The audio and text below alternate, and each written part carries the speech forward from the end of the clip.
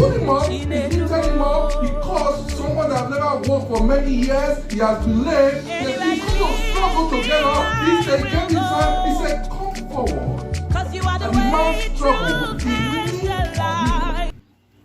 There's a title, God is pulling you up. God is pulling you up. There's this thing I know about, or rather, I heard about someone. He was sinking. A man. This is a story. He was falling. He was sinking inside a sinking sand. A philosopher saw this man. He looked at him.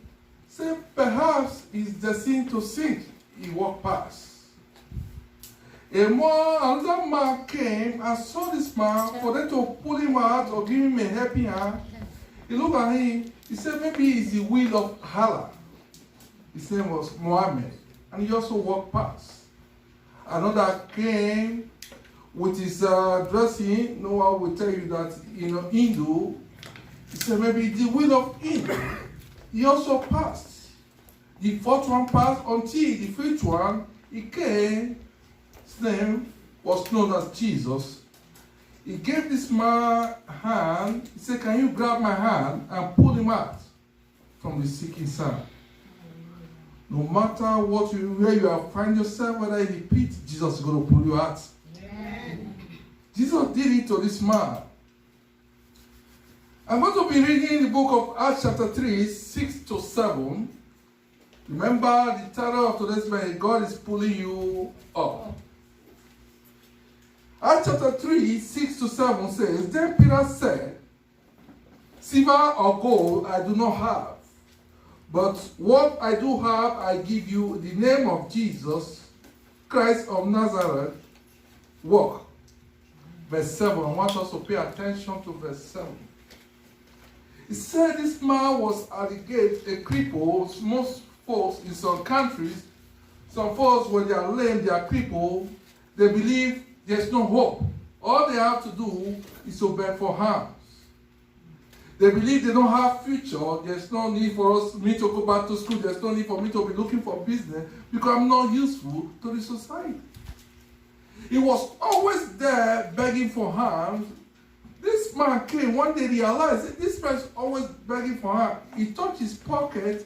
There was nothing. He said, silver and gold I don't have, but what I have I will give unto you. He prayed in faith, and the man believed in faith. But verse 7, there's one thing for you to pray for someone and walk past and believe the person will receive healing. You believe the person that is having issue with that leg or that knee, you will have all kinds of issues, trying to get up. You don't believe the person is going to be okay. But verse 7, I want someone to read. Something happened. He did not just pray, but he did something unusual. When I was reading that place yesterday evening, I was amazed. Because when I'm reading, God always gives me different interpretation and understanding. Yes, Mama? And he took him by the right hand and lifted him up. Amen. You see, he took him by the right hand and lifted him up. He didn't just pray that God bless you, God heal you, and walk past. Instead, he walked up to him, he pulled him up, he lifted him up because someone that never walked for many years, he has been lame, he's going to struggle to get up. Instead, he gave his hand, he said, come forward.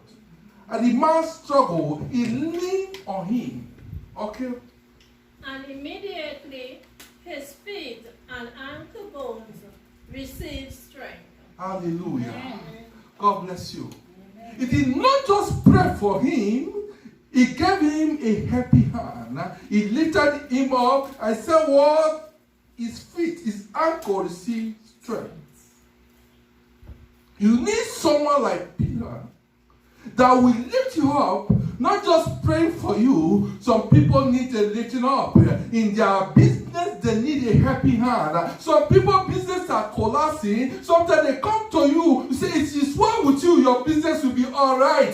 But the person needs a helping hand. You need to give them a helping hand. I know some folks here, there are times you need a helping hand, you don't get a helping hand. But what God is saying here is not just about prayer. here is about being able to reach out to that person. When someone is dying, is that because you see the person is so visible, the person is dying due to dehydration, it's just for you to look at the person and say, it is what we see on water. But no, the person needs some water. Why don't quickly grab the water and give to that person? Because the person needs to drink and receive strength. That is reaching out and helping the person. No, no, reaching out, a lot of us, the reasons people are discouraged, people look up to them, they couldn't do anything. Praise the Lord. Do you know there are people, there are neighbors, there are strangers that look up to you? There are some people that will come to you, say, I don't know you, you walk past. See, when you help your siblings, when you help your brother or sister, it's what is required of you. But blessing comes in when you help a stranger. Are we getting it? It's a requirement for you to help your siblings. It is your obligation for you to help your younger ones. But there is blessing when you help a stranger without expecting anything in return. Because it's two different things. Because a stranger, you don't know the person from anywhere. You meet the person on the street, all you gotta do is to reach out to this person, give the person a helping hand, let the person stand on the feet. There are some people today, I know some of them celebrate you. Because of you, they went to school. Because of you, they were able to stand up. There are people you sent money to outside Canada, they were able to do things for their lives. Those things God appreciates. That is happy hands. Bible said Peter lifted him up. He didn't just say, he said, I have nothing to give unto you. Let's assume he was able to give this lame man something from his pocket. The man will still be there. It's not about what will satisfy you for that particular time, but God has given us the opportunity for us to be able to reach out to our family. We can start it among our family members. We can start it among our friends, our neighbors, and God will bring someone your way to also lift you up. Amen. This is God in action. There is nothing God cannot do. He has done it before. He will do it again. Amen. Some of us, the reason we are where we are, because we are still waiting for that person to connect us to our helper. There are some places they will not give you a job, even though you have a good resume, just because you don't know them. So there is not what you have, it's who you know. Even you sit there and say, no, Canada, they don't discriminate. God told you. Sometimes they look at you, it's not because they don't want to give you, even though you are so eloquent, articulate, able to pass whatever the interview question, they will not still give you the job. But what sometimes is you have to take the grace of God or who you know, which is the connection, for them to be able to say, okay, they give you this job. Amen. Everyone needs a helping hand. Yes. Even the pastors, they need helping hands. Amen. I mean, everyone in life, but the only way we can get a helping hand if we are able to reach out to others.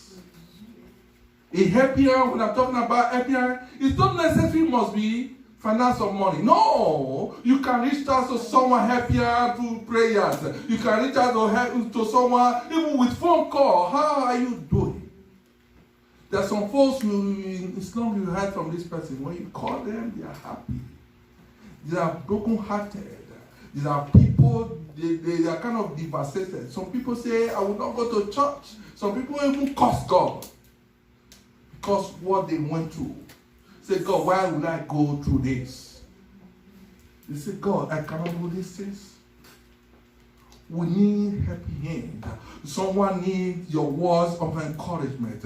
There's a particular woman in the Bible. She was perturbed. She was disturbed. She was traumatized at a time because she was in that marriage for many years.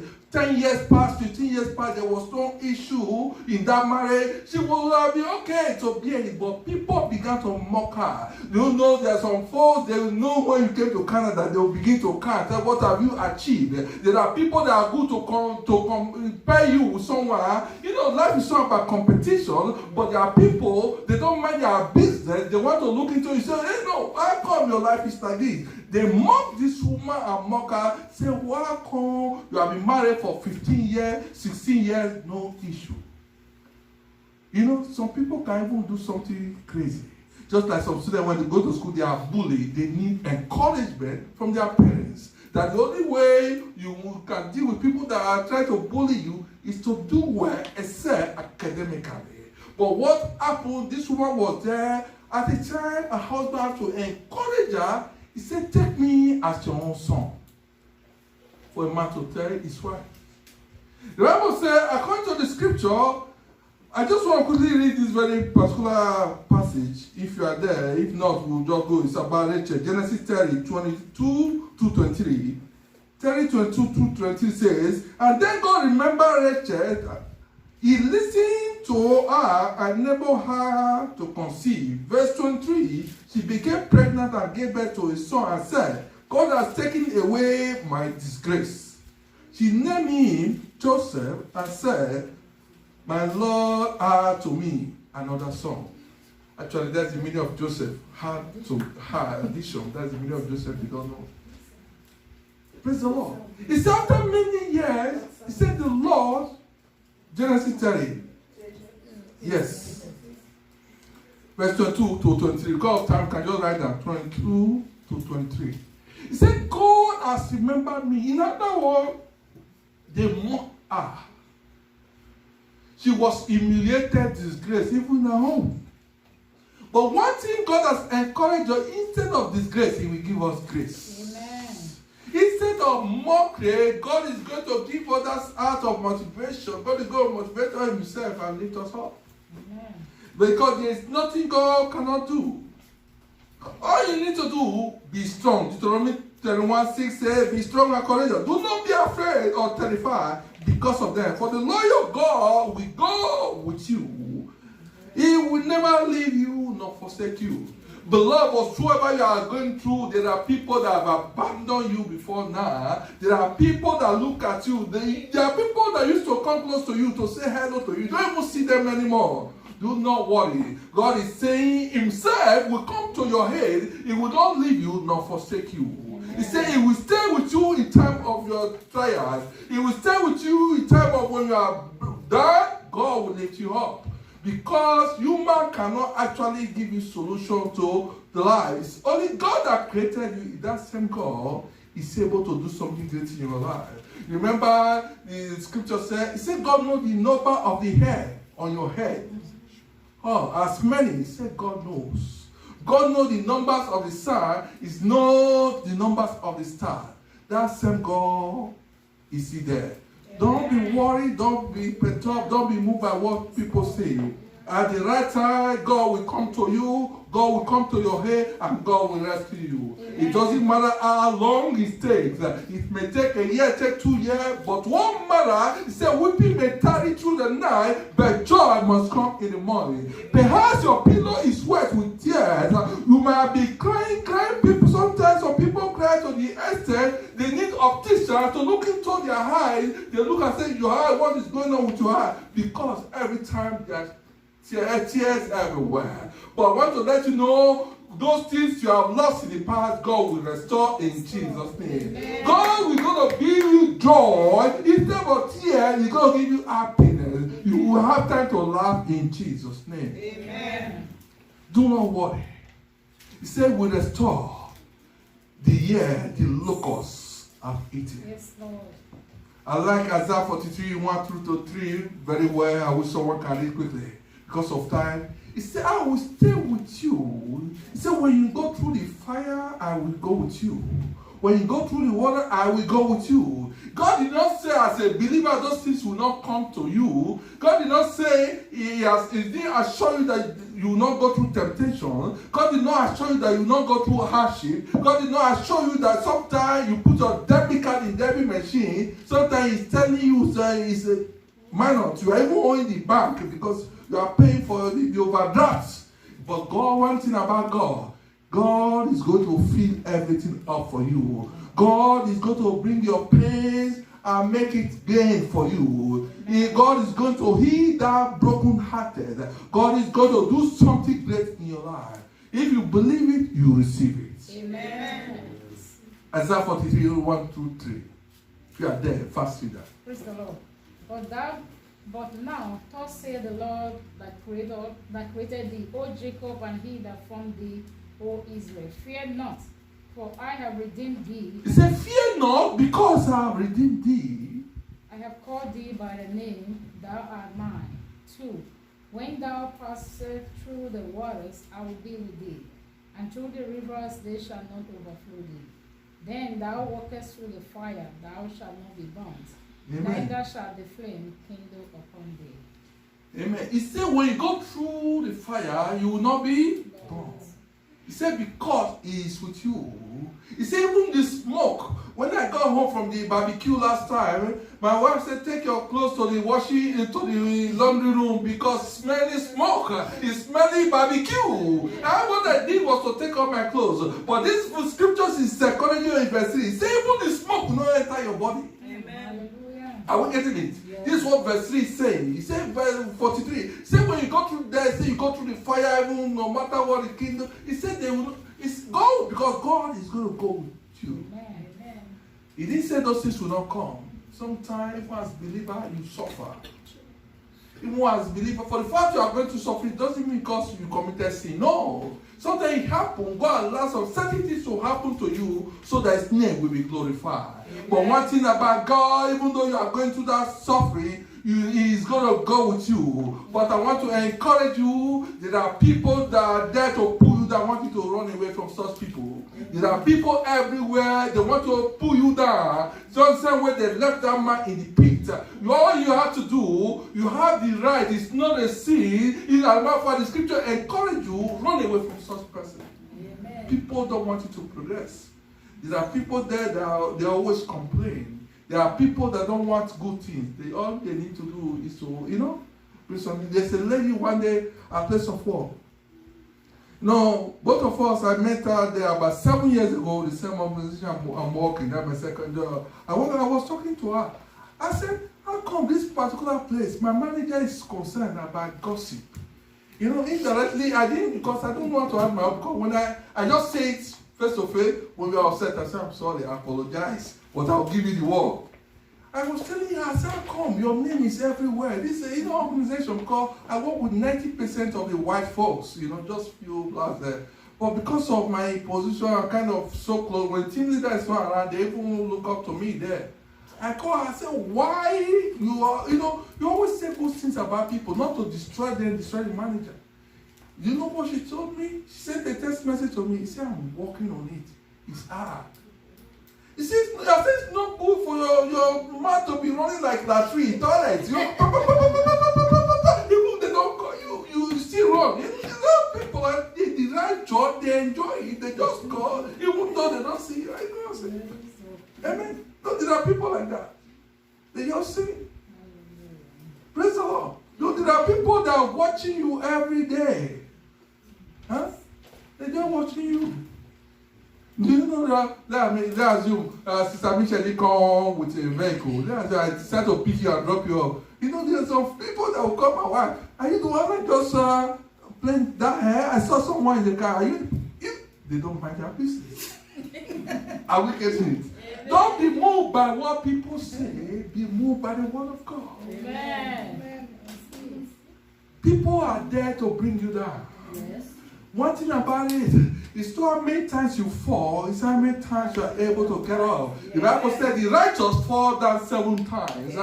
For the fact you are failed before, it doesn't make you a failure. If someone can fail, all you have to do is to rewrite the exam. You can fail again, you have to get up. Because the only thing that is bad is for you not to try than to stay. Don't be afraid of failure. For the fact you fail doesn't make you what? A failure. All you have to do, believe the Lord is with you. Amen. Once a while, change things around. Once a while, you remember 20 boys cannot play for 20 years.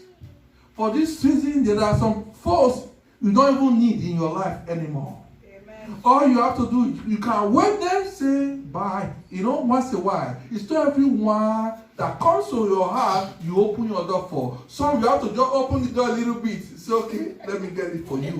Because some are coming there, not because to greet you, but to know that your parlor, living room, when they start the league, they say, look at the couch. You have been using that couch for 1923. You did not change it. Some will come to look at the way you see this pot. I remember when you came to Canada, you brought it to Canada, you are still using that pot. Instead of saying, encouraging you, or even give to you, instead of such people, you don't need them in your life. You have to associate with people that is ready to pull you up, like Peter. Associate with people that is about to lift you up. People that don't have meaning, that don't have impact in your life, they cannot go. Because this is the scripture. The reason Abraham was not blessed on time was because there was association with Lot. Until he separated himself from Lot, God didn't bless him. But the moment he took a decision, he said, go your way. For the fact you are my nephew, I want you to go your way. Let me go on my way. I will stay on my leg, stay on your leg, and the Lord bless you. Some folks can be hindrances in your life. Amen. That's true. You need to let them go. Yes. Don't beg people to like you. Don't beg people to be your friend. Amen. If God has destined anyone to be your friend, to be in your life, they will come. This is life. It's scriptural. Amen. God will always meet you at the point of your need. He has said it, He will do it. Amen. All you have to do is just trust the Lord. Say, they that trust in the Lord, say, shall renew their strength. Say, they shall mount up wings like the eagle. Say, no matter what, no matter the challenges, they will not fall.